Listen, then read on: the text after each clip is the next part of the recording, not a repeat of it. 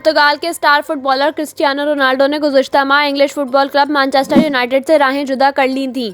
अरब media के मुताबिक Manchester United को खैराबाद कहने के बाद अब क्रिस्टियानो रोनाल्डो ने सऊदी फुटबॉल क्लब अल नसर से 2.5 साल का मुआहदा कर लिया है।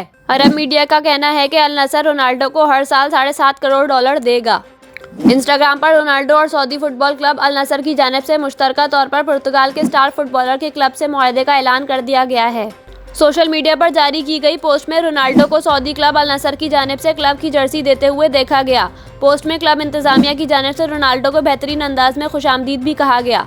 इससे कबल ये खबरें भी सामने आई थी कि सऊदी क्लब अल हलाल ने फिर से रोनाल्डो से मुआहदे में दिलचस्पी जाहिर की थी।